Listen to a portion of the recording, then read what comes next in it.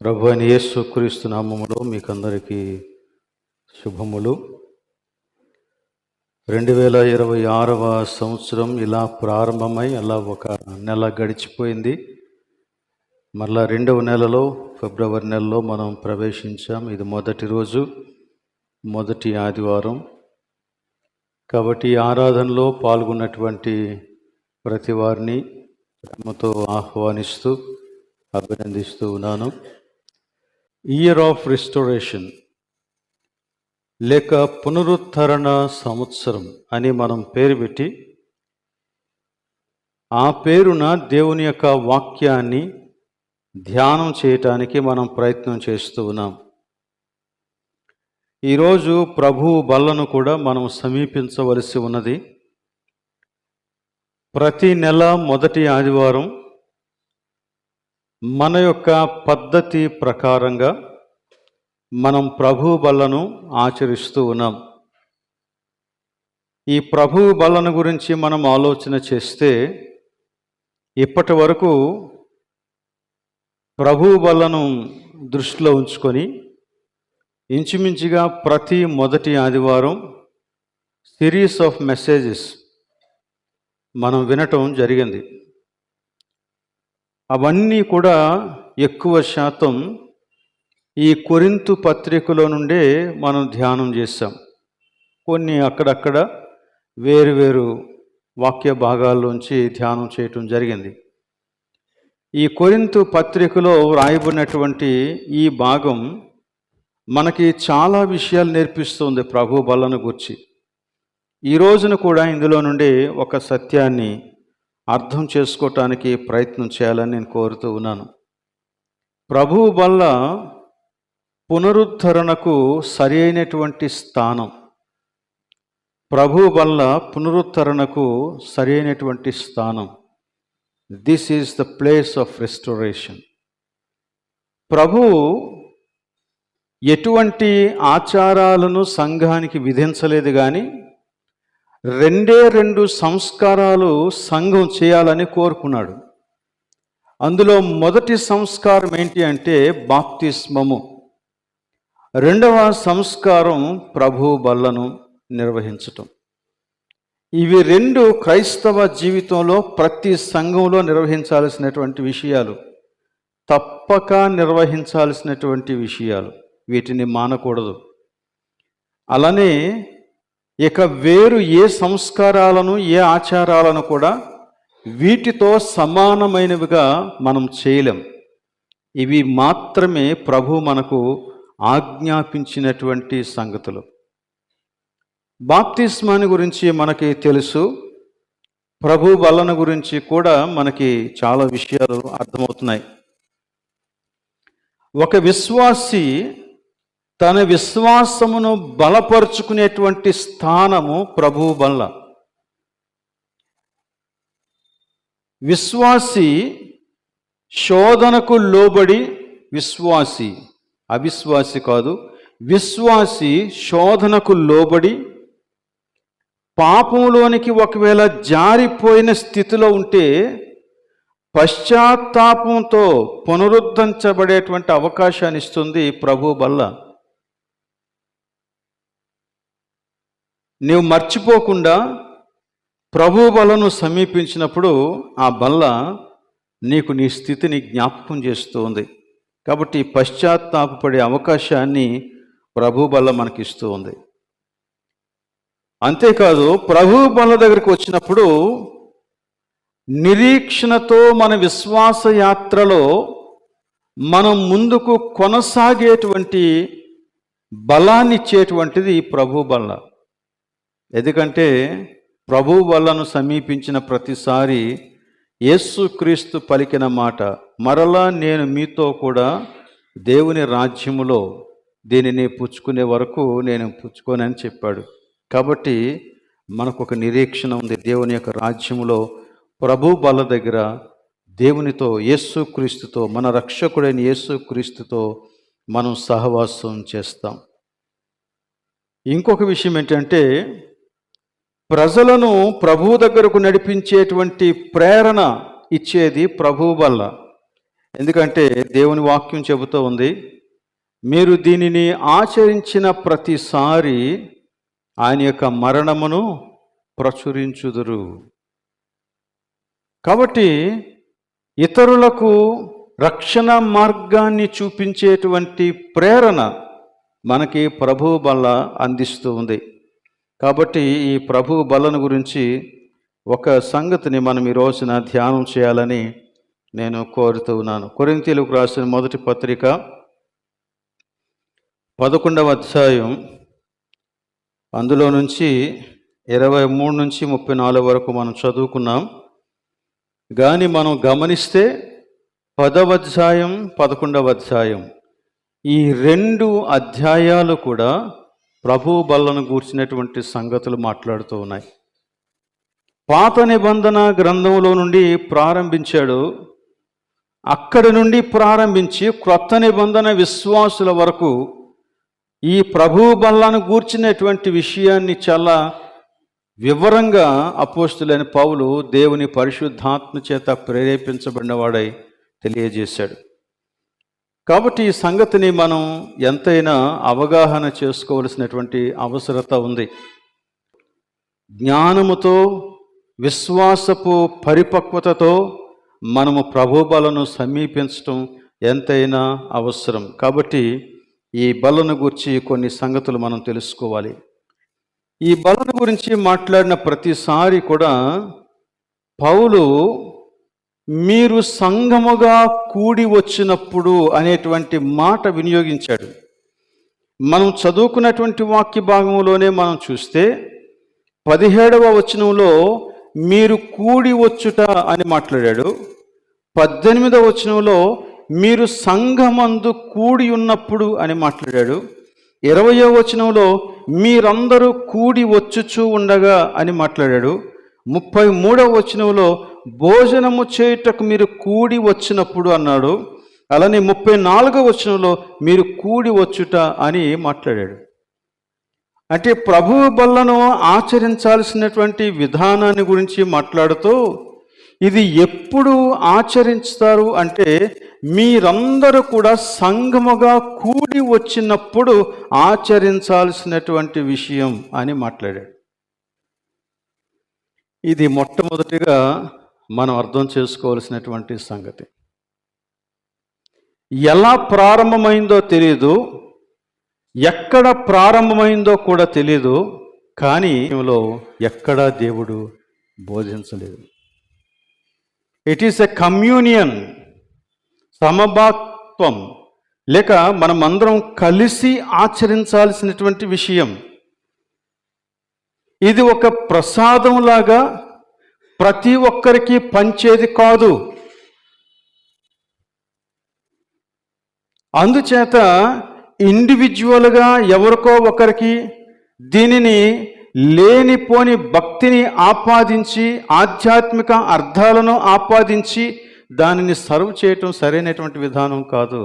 ఎందుకంటే ఇందులో దేవుడు నేర్పించాలనుకున్న పాఠం చాలా ఉంది.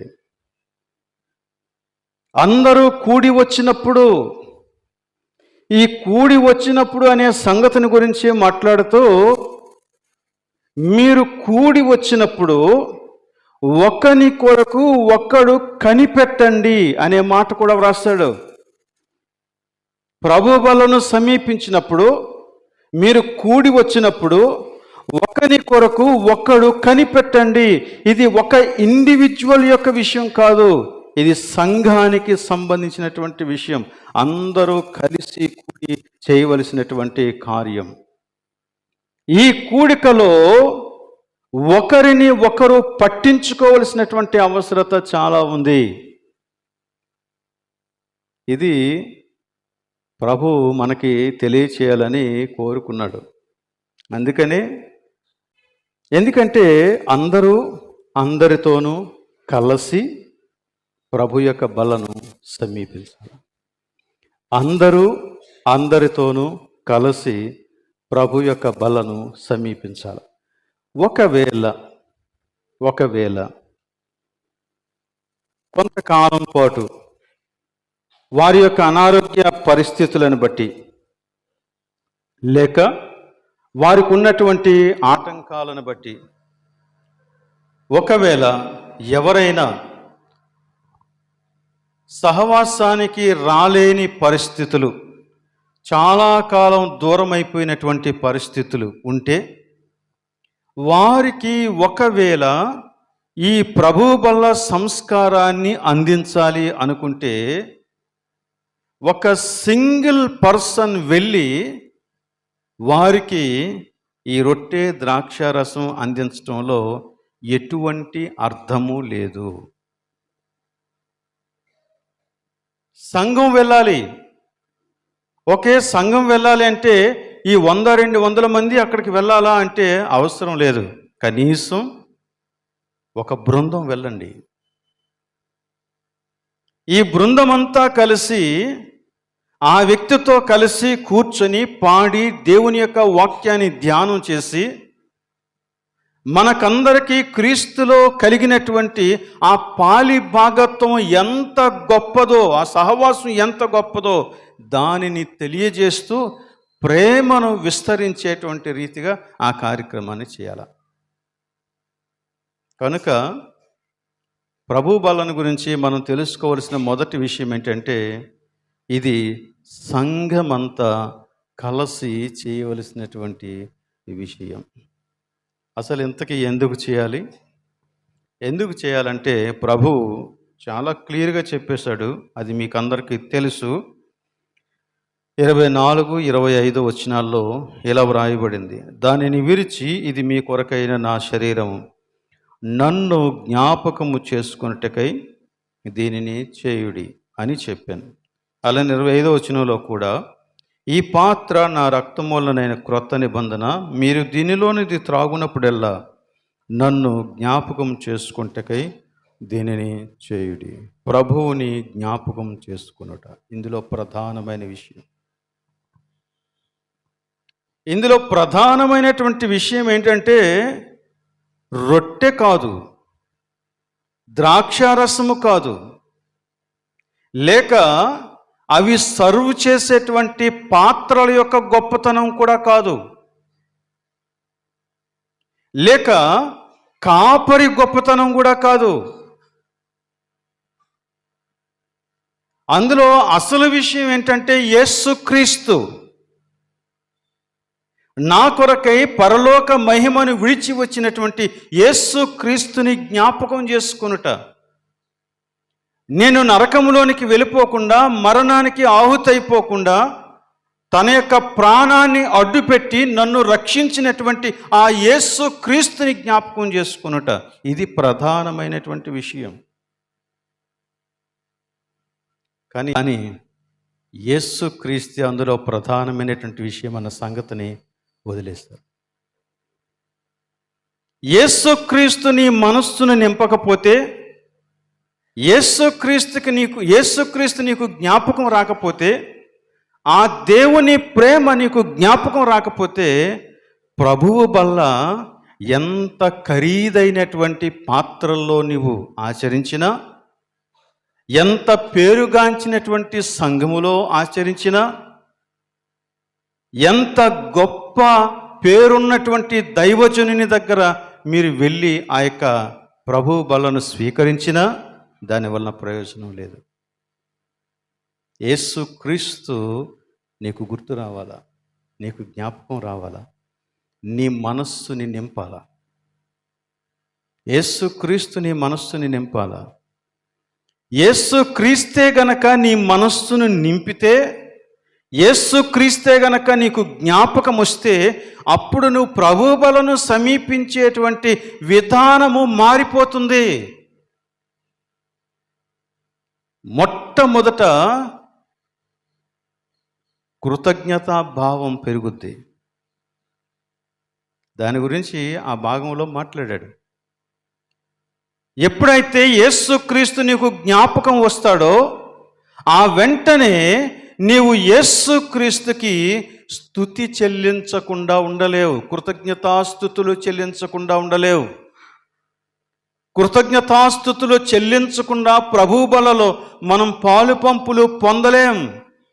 ఆషామాషిగా మనం దానిని చెయ్యం.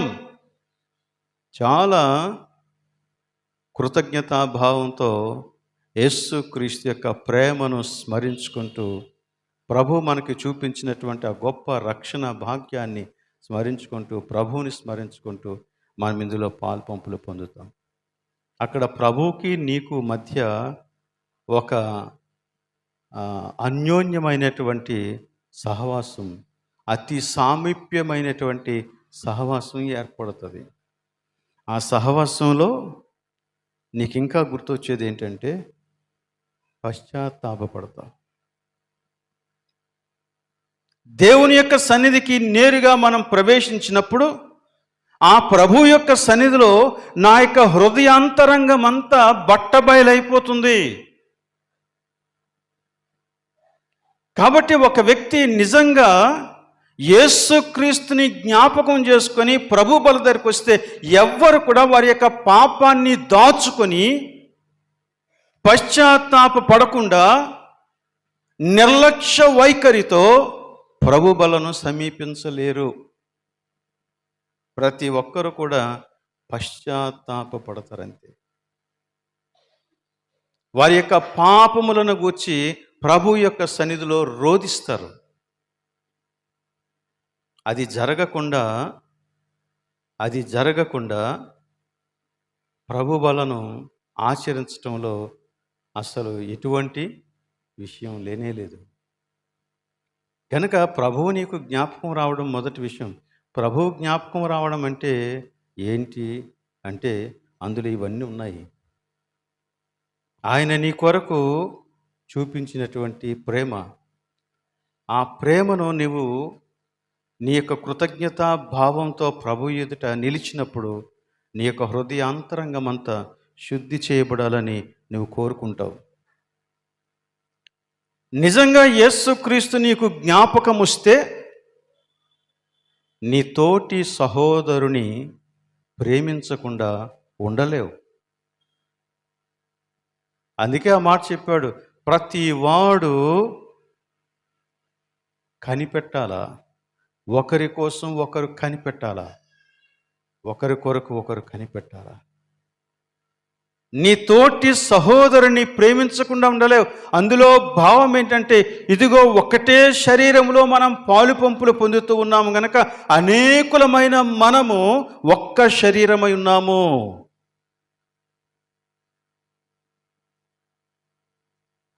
అప్పుడు మనం ఒకరిని ఒకరం అంగీకరిస్తాం.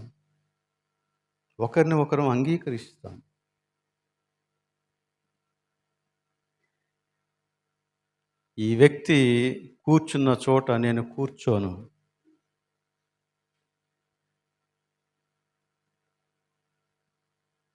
ఆ వ్యక్తిని నేను చూస్తే నా ముఖాన్ని తిప్పేసుకుంటాను. లేక వ్యక్తితో నేను మాట్లాడినా వెనుక ఆ వ్యక్తిని గురించి చాలా విషయాలు నెగటివ్గా చెబుతాను. ఎలా అయినా ఈ వ్యక్తి యొక్క పేరుని నేను పాడు చేస్తాను అనే హృదయంలోని రహస్య ప్రణాళికలు ఉన్నాయి కదా, అవన్నీ కూడా ప్రభువుల దగ్గర సమసిపోవాలి, పూర్తిగా శుభ్రమైపోవాలి. క్రీస్తు నీకు జ్ఞాపకం వస్తే క్రీస్తు జ్ఞాపకం వస్తే నువ్వు కృతజ్ఞత చెల్లిస్తావు. క్రీస్తు జ్ఞాపకం వస్తే నువ్వు పశ్చాత్తాపడతావు. క్రీస్తు జ్ఞాపకం వస్తే నువ్వు ప్రేమించకుండా ఉండలేవు. క్రీస్తు జ్ఞాపకం వస్తే నీ తోటి సహోదరుని నువ్వు అంగీకరిస్తావు. క్రీస్తు జ్ఞాపకం వస్తే ఇక ఆయనను మాత్రమే సేవిస్తావు. ఇక నీ జీవితానికి మరో ప్రత్యామ్నాయాన్ని నువ్వు కోరుకోవు. ఆయనతో ఇంక ఏది కూడా ఈక్వల్ కాకూడదు, నీకు కాదు కూడా. నిజంగా ఆ దేవుడు నీ మనస్సులో ఉంటే, క్రీస్తు నీ మనస్సులోనికి వస్తే నువ్వు ప్రకటించకుండా ఉండలేవు. గనుక ఈ విషయాన్ని మనం జ్ఞాపకం చేసుకోవాలి. సో ప్రభు బలను ఆచరించినప్పుడు నీకు జ్ఞాపకం రావాల్సింది యేసుక్రీస్తు. ఆయన ప్రేమ, ఆయన క్షమించేవాడు, ఆయన అంగీకరించేవాడు, ఆయన సమాధానాన్ని కుదిర్చేవాడు. ఆయన తప్పించి వేరే మోక్ష మార్గం లేదు. ఆయనే ప్రజలందరికీ సమాధానం కలుగు చేసేవాడు. అందులో నుండి మనం కృతజ్ఞత చెల్లిస్తాం, పశ్చాత్తాపడతాం, ప్రేమిస్తాం, అంగీకరిస్తాం, ఆయన్ను మాత్రమే సేవిస్తాం, ఆయనను ప్రకటిస్తాం. ఇవన్నీ జరుగుతాయన్నమాట. సరే, ఇంకా మనం ఇంకొక సంగతిని ఆలోచించేద్దాం. అది ఆలోచించి ముగించేద్దాం. ఇంతకీ యేసుక్రీస్తు నా మనస్సులోనికి రావటం అంటే ఏంటి? యేసుక్రీస్తుని జ్ఞాపకం చేసుకోవటం అంటే ఏంటి? దీన్ని మరో రీతిగా చెప్పాలంటే, యేసుక్రీస్తు యొక్క జ్ఞాపకం చేత విశ్వాసి పోషించబడాల. యేసుక్రీస్తు యొక్క జ్ఞాపకం చేత విశ్వాసి పోషించబడాల. విశ్వాసి యొక్క విశ్వాసము బలము పొందాల. యేసుక్రీస్తు యొక్క జ్ఞాపకం ద్వారా మాత్రమే అది సంభవం. ఇక్కడ మనం ఈ కొరింథీ పత్రికలో జాగ్రత్తగా గమనిస్తే అక్కడ చాలా క్లియర్గా ఒక సంగతి చెప్పాడు. మీరు దేనిని తీసుకొని తినండి, తినమని చెప్పాడు. వారికి ఇచ్చాడు. ఏమని? 28వ వచనం చూడండి. కాబట్టి ప్రతి మనుష్యుడు తన్ను తాను పరీక్షించుకొనవలెను, అలాగున చేసి ఆ రొట్టెను తిని ఆ పాత్రలోనిది త్రాగవలెను. దీనిని ప్రభువు రాత్రి భోజనం అని మనం పిలుస్తున్నాం. ఈ భోజనంలో మనకి సర్వ్ చేయబడేవి ఏంటంటే, ఒక చిన్న రొట్టె ముక్క, చిన్న గ్లాస్తో ద్రాక్షారసం. ఇది భోజనం. ఇది భోజనం. భోజనం అంటే అసలు యాక్చువల్గా మన యొక్క ఆలోచనే వేరు. ఏమని? మరి దీనిని దేవుడు భోజనమని చెప్పినప్పుడు పుష్కలమైనటువంటి ఆహారంగా దీని గురించి మాట్లాడుతూ ఉన్నాడు. ఇది యాక్చువల్గా నీ కడుపును నింపేటువంటి ఆహారం కాదు, కానీ నీ మనస్సును నింపేటువంటి ఆహారం ఇది. నీ కడుపుని నింపేటువంటి ఆహారం కాదు. బహుశా నీ వాటిని తీసుకునేటప్పుడు దాని యొక్క టేస్ట్ కూడా నీ నాలుక గ్రహించలేనంత చిన్నది కావచ్చు ఇది. కానీ ఇది నీ మనస్సుని నింపేటువంటి ఆహారం. ఇది నీ హృదయాన్ని నింపేసేటువంటి ఆహారం ఇది. అందుకనే ప్రభు బలను ఆచరించే వానికి సంతృప్తి ఎక్కడ దొరుకుతుంది? సంతృప్తి ఎక్కడ దొరుకుతుందంటే ఆహార పదార్థాలలో కాదు, కానీ అవి దేనికి గుర్తుగా ఉన్నాయో ఆ వ్యక్తి అనగా యేసుక్రీస్తు నీ మనస్సును నింపటం ద్వారా నీకు తృప్తి కలుగుతుంది. అది లేకపోతే ప్రభు వల్ల నీ జీవితంలో ఎలాంటి మార్పుని తీసుకురాదు. ప్రభు వల్ల నీ జీవితంలో ఎలాంటి మార్పుని తీసుకురాదు. కానీ అవి దేనికి గుర్తుగా ఉన్నవో,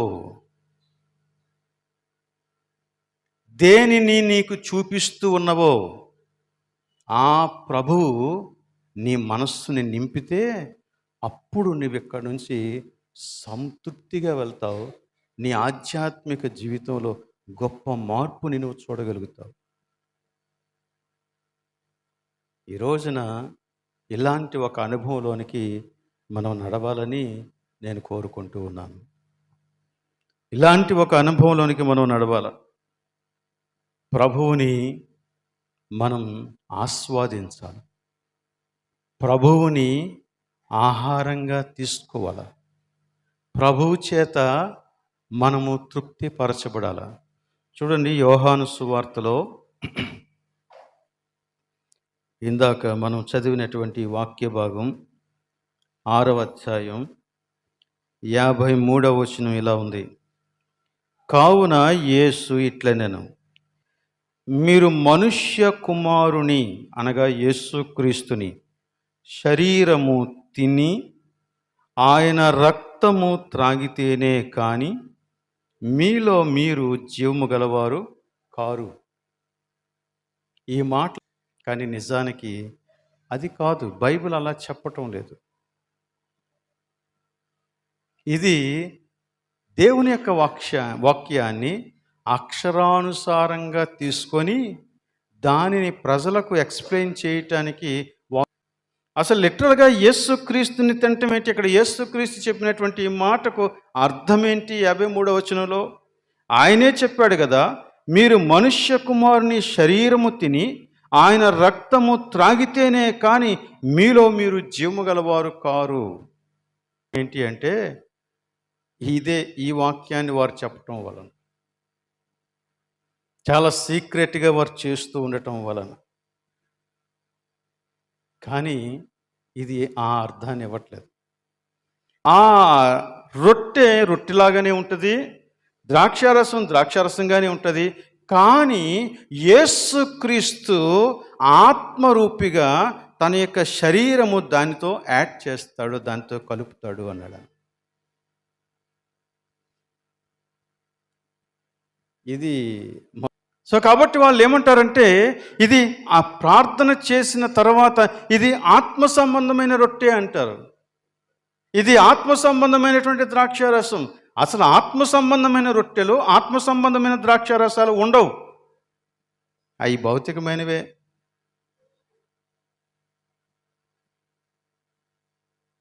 సో మనం అర్థం చేసుకోవాల్సినటువంటి విషయం చాలా వేరుగా ఉంది. యేసుక్రీస్తే మరలా అదే అధ్యాయంలో కొంచెం క్రిందకు వస్తే 63వ వచనంలో ఇలా చెప్పాడు, చూడండి. ఆత్మయే జీవింపచేయుచున్నది, శరీరము కేవలము నిష్ప్రయోజనము. నేను మీతో చెప్పియున్న మాటలు ఏంటంట? ఆత్మయు జీవమునై ఉన్నవి. ఈ విషయాన్ని మీరు గమనించండి అన్నాడు. నేను చెప్పిన ఈ మాటలు మీరు జ్ఞాపకం ఉంచుకోండి. నా శరీరము తిని నా యొక్క రక్తమును త్రాగువాడు అని నేను చెప్పినప్పుడు ఈ మాటలు నేను భౌతికమైన ఈ శరీరాన్ని గురించి మాట్లాడిన మాటలు కాదు అని యేసుక్రీస్తే అక్కడ చెప్పాడు 63వ వచనంలో. శరీరము కేవలం నిష్ప్రయోజనం. నేను శరీరాన్ని గురించి మాట్లాడడం లేదు, ప్రభువుతో మనుష్యులకు కలిగి ఉండాల్సినటువంటి ఆ ఆత్మ సంబంధమైన సంబంధాన్ని గురించి నేను మాట్లాడుతూ ఉన్నాను. లేకపోతే యేసుక్రీస్తు ఆ రోజున ప్రభురాత్రి భోజనం చేసినప్పుడు ఒక రొట్టె ఎత్తుకొని ఇది నా శరీరము అంటే అసలు యేసుక్రీస్తు యొక్క అర్థం ఏంటి? ఒక రొట్టె తీసుకొని ఇది నా శరీరము అన్నాడు, ఒక పాత్ర తీసుకొని ఇది నా రక్తము అన్నాడు. దాని యొక్క అర్థం ఏంటి అంటే ప్రభువు వాటిని గుర్తుగా, సింబల్స్గా ఇచ్చాడనమాట. ఇది ఒక గుర్తు అనగా ఇదిగో వీటిని మీరు ఆచరించినప్పుడు మీకు జ్ఞాపకం రావాల్సింది నేను, అంతే తప్ప దీనికి లేనిపోని ఆధ్యాత్మిక అర్థాలను ఆపాదించి ఈ రొట్టెను ద్రాక్షారసాన్ని ఏదో ఒక అద్భుతమైనటువంటి రీతిలో ఆచరించాలన్నది దేవుని యొక్క ఉద్దేశం కాదు. ఈరోజు నేను చెప్పే విషయం ఏంటంటే ప్రార్థన చేయకముందు ఆ రొట్టె ఎలా ఉందో ప్రార్థన చేసిన తర్వాత కూడా ఆ రొట్టె అలాగనే ఉంటుంది, అలానే ద్రాక్షారసం కూడా. మరి ఏం మారుతుంది? మార్పు నీ మనస్సులో జరగాలి. ఇది కేవలం ఒక గుర్తు, దీన్ని నువ్వు తీసుకొని భోజనం చేసినప్పుడు నీకు గుర్తు రావాల్సిన విషయం ఏంటంటే ఆ యేసుక్రీస్తు నీ మనస్సంతటిని కూడా నింపాల, నీ హృదయం అంతటిని నింపాల, నీ జీవితాన్ని నింపాల. అప్పుడు నీ జీవితంలో ఒక నూతనత్వాన్ని నువ్వు చూస్తావు, పునరుద్ధరణ జరగటం నువ్వు చూస్తావు. లేని ఎడల ప్రభు బల్ల ఆచారం లాగానే ఉంటుంది, మనంగానే ఉంటాం. ప్రభు ఎక్కడ అలా చెప్పలా. ప్రభువు చెప్పిందల్లా నన్ను జ్ఞాపకం చేసుకోవటానికి మీరు చెయ్యండి అని. ఆ ప్రభువు నీకు జ్ఞాపకం వస్తే ఖచ్చితంగా నీ హృదయంలోంచి కృతజ్ఞత రావాలి. ఎందుకంటే అసలు ప్రభు బల దగ్గరికి నేను రావడం ఏంటి? నీకు నాకు ఏ అర్హత ఉందని మనం ప్రభు బల దగ్గరికి రావాలి? ప్రభు బల దగ్గరికి వచ్చి అంత ధైర్యంగా కూర్చునేటువంటి కెపాసిటీ మనకుందా? అంతటి సామర్థ్యం మనకుందా?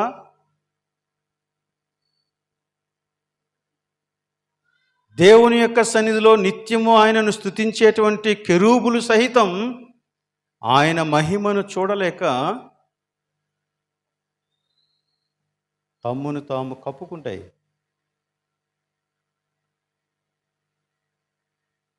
మోషే దేవుని యొక్క సన్నిధిలోనికి వెళ్ళినప్పుడు సాగిలపడ్డాడు.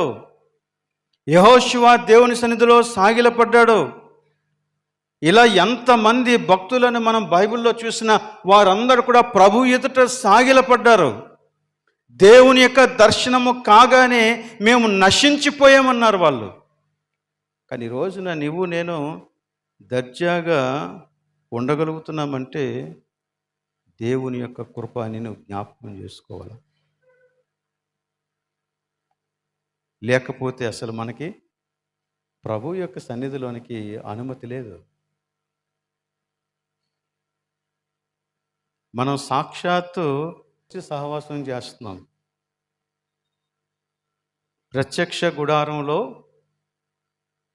బయట ప్రజలు వేచి ఉండేటువంటి స్థలం అది. యాజకులు బలులు అర్పిస్తారు, వాళ్ళు పరిశుద్ధ స్థలంలోనికి వెళ్తారు. కానీ అతి పరిశుద్ధ స్థలంలోకి వెళ్ళగలిగిన వాడు ఒక్కడే ప్రధాన యాజకుడు. సంవత్సరానికి ఒక్కసారి, ఆ సంవత్సరానికి ఒక్కసారి వెళ్ళినప్పుడు కూడా ఎంతో భయంతో వెళ్తాడు. ఎందుకంటే లోపలికి వెళ్ళినప్పుడు ఏ చిన్న అపవిత్రత ఉన్నా వాడు వెంటనే అక్కడే పడి చచ్చిపోతాడు.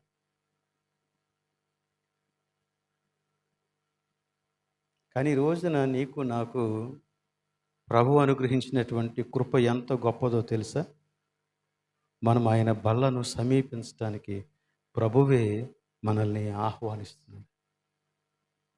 So we are here.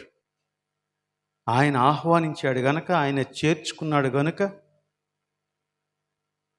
ఆయన మనలను గూర్చినటువంటి శ్రద్ధ కలిగిన వాడు గనుక మనం ఆయన బల్ల దగ్గరికి చేరగలుగుతున్నామే తప్ప, లేకపోతే మనలో ఏ ఒక్కరం కూడా ఆయనతో సహవాసం చేసే అంత ధైర్యం కానీ సామర్థ్యం కానీ లేనివారం.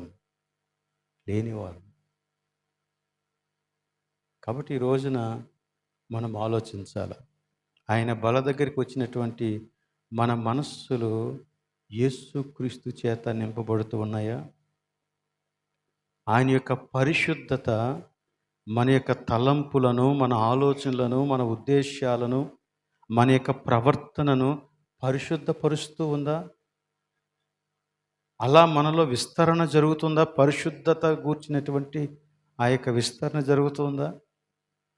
మన తోటి వారితో మనం అరమరికలు లేని సహవాసం చేయగలుగుతున్నామా? ప్రభు బల్లకు మన జీవితంలో అర్థం ఉందా?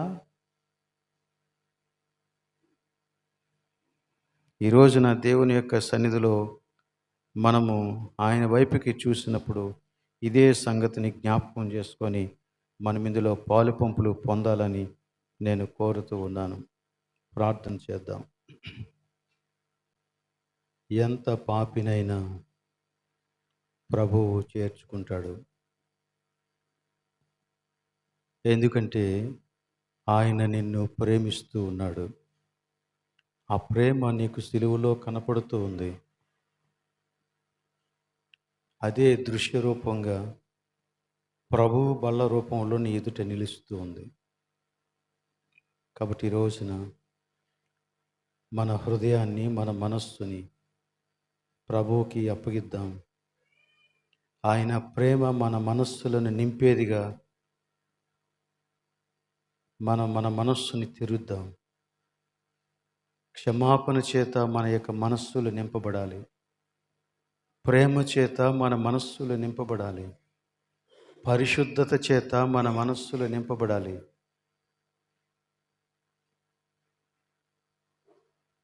మార్పు నొందిన మన యొక్క జీవితాల ద్వారా ప్రజలకు యేసే రక్షకుడని, ప్రభువని తెలియాలి. ప్రేమ కలిగిన మా ప్రభువా, ఈ రోజున మీరు మాకు అనుగ్రహించిన నీ వాక్యాన్ని బట్టి మేము నిన్ను స్తుతిస్తూ ఉన్నాం. ఆ వాక్యపు సారం మా యొక్క మనస్సులలో, మా హృదయాలలో పూర్తిగా నింపబడినట్లు సహాయం అనుగ్రహించండి. నీ బల్లను సమీపించే మేము నిన్ను జ్ఞాపకం చేసుకుంటూ అందులో పాలు పంపులు పొందే భాగ్యం మాకు దయచేయండి. నిజమైన అనర్హులమైన మాకు నీవు అనుగ్రహించిన కృప అంతటిని బట్టి నీకు స్తోత్రం చెల్లిస్తూ ఉన్నాం. కేవలం నీ కృపను బట్టి మాత్రమే నీ బల్ల దగ్గర సమీపించగలుగుతూ ఉన్నాం. మాలో ప్రతి ఒక్కరిని మీరే కనికరించి దీవించుమని, సమాధానం చేత నింపుమని ఈ ప్రార్థన మా ప్రభువును రక్షకుడైన యేసు నామములో అడుగుచూ ఉన్నాం తండ్రి. ఆమేన్.